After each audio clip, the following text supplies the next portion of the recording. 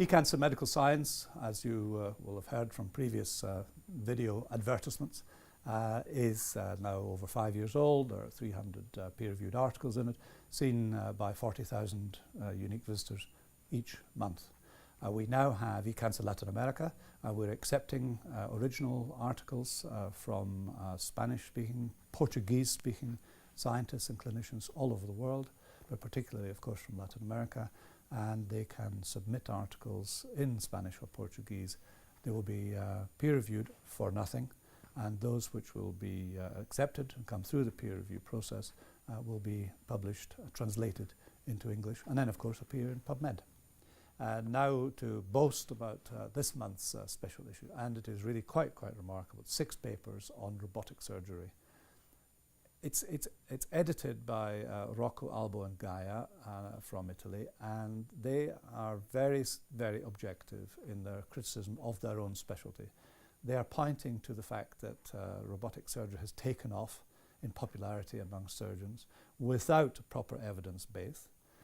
They believe, having reviewed all the literature, that the quality of the articles in surgical journals describing robotic surgery is terrible and much worse than the quality of the robotic surgery itself.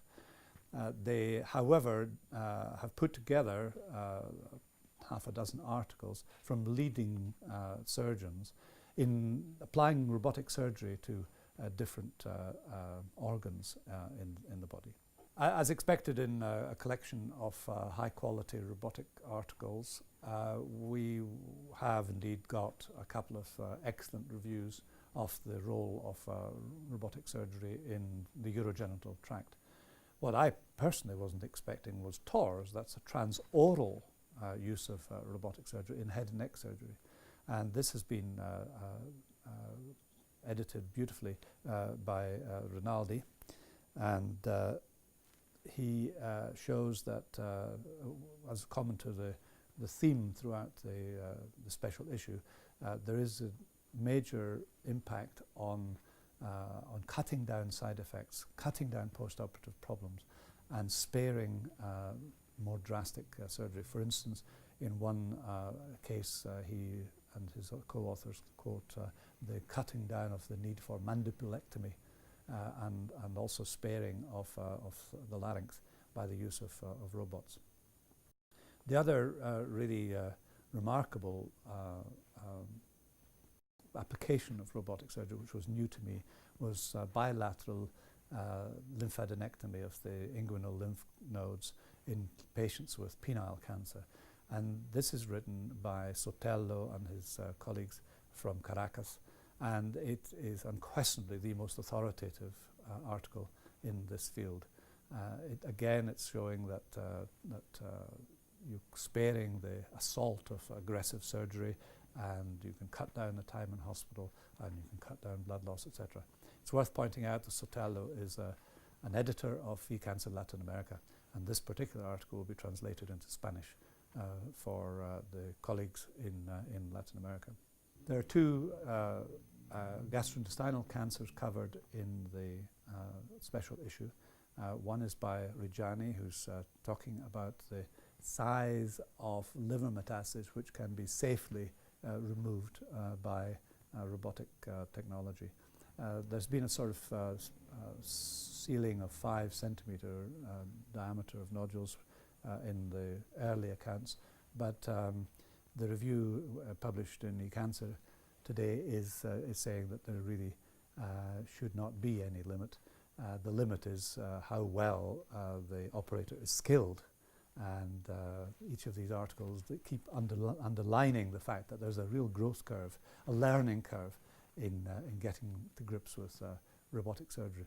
So big hope for extirpation of liver metastases with robotic techniques.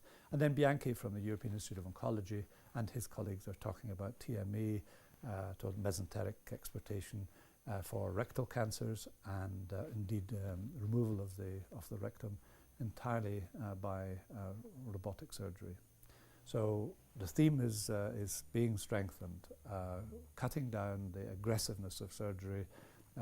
Maybe the length of the operations is long, but the immediate side effects like blood loss are much less with the new technology, and the time to get out of hospital is less. And the restoration and preservation of function is extremely critical as an endpoint.